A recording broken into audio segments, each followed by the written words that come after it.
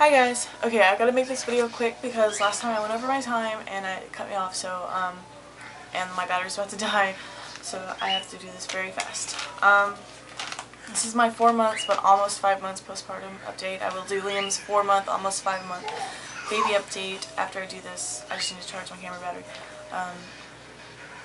Okay, let's talk about weight first. As you all know, I was in the hospital for the infection, blah blah blah blah. So, and I gained 55 pounds during my entire pregnancy. 55 pounds. Before I even left home with the baby, initially I had lost 30, which was all water weight and whatever. None of it was actual baby weight. And then when I was re-hospitalized, I lost 13 pounds because I wasn't eating anything. I couldn't eat. I was too sick to eat. They had me on like IV drips and a vitamin drip to supplement for the food that I wasn't eating. So in all, I have lost 43 pounds. So I have like 12 or something. I don't know. I can't do math. I have at least 15 pounds to lose. I really want to lose those 15 pounds, but it's really hard when you live in a house with people who aren't eating healthy, who really don't have who want to eat healthy, but we don't. I don't purchase the groceries here, so we don't really have the money to buy the extra groceries. So it's not, I'm not able to eat really healthy foods. A lot of the foods that we have here are junk foods, fattening foods, fried foods, TV dinners, not exactly healthy things. I'm going to try to incorporate more fruits and veggies into my diet just to see if I can, supplement. Instead of eating that honey bun, I can eat some grapes. Or instead of eating that Swiss roll for dessert, I can eat some celery and carrots. I know it's not the most appetizing dessert, but it'll probably be better for me. I'm going to try not to eat past 8 o'clock at night. I am a midnight snacker. I definitely eat from the time after dinner till I go to sleep, which sometimes is like 2 or 3 o'clock in the morning, so I'm eating that whole time, which probably explains why I can't lose these last 15 pounds. What else? I can't really exercise. I don't really have time. I have time to do this and to relax, and when I have a day full of just moving around with the baby and doing stuff, I don't exactly want to go exercise and make myself even more tired than I already am. And that's probably laziness, but still. What else? Try to make this quick. I can't really walk around the neighborhood. A lot of people have suggested that to me. I can't really do that because I don't really live in the safest neighborhood. I don't live in a super unsafe neighborhood. I'm not gonna get like, well, I can't really say that. I don't live in the hood, but it's getting pretty bad over here, and it's been getting bad for like 5 or 6 years now, so it's really not safe to be outside walking alone as a female with a child by myself, so I choose not to. I do go for walks with my husband when he's up to it, or with another female or a group of females, and I usually do it at peak traffic times when there's a lot of people outside mowing their lawn, or if there's a lot of kids outside playing, so that I am not just, so that if something was to happen, somebody would notice. I know that sounds goofy, but that's just how it is out here. What else? Okay, belly. My belly is still kind of squishy, but I am building back muscle tone. It's really hard for me to build back that muscle tone though, because I was not only cut horizontally, I was cut vertically, so I do have that T-shaped scar, so it is harder for my stomach to heal. The muscles are still sore, they're still very weak. If I push on them, it does hurt. The scars and everything is healed, there's no scabs, there's no nothing, no blood and guts or anything like that. It's just the inside hurts still, and it's still very sore. I can't bend backwards, I can't stretch my scars, or it does hurt. Pushing on my belly feels bruised constantly. It's still kind of numb though from where they've cut me. It's numb, but it's bruised, if that makes sense. Like I can feel it and it hurts, but it doesn't. I can't feel it on top of the skin, but I can feel it underneath. Where I talked about weight, scars, I'm very dissatisfied with my scars. Not so much the C-section one. The C-section one they opened up like 3 times and it still healed pretty well. But the one that they did to do the bowel obstruction looks horrible.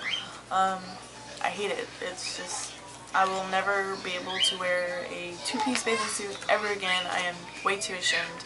I still have the hangover that I thought would go away, but I still have it. I will show you guys the vertical scar. I'm not really excited to show you that, but I will show it to you. So yeah, that's another thing, self-image. I have a really poor self-image of myself right now. I'm talking super fast. I can't even remember everything I'm saying. I used to have a pretty good, decent, not great, I didn't think I was like the hottest thing, you know, but I had a decent self-image of myself before all of this.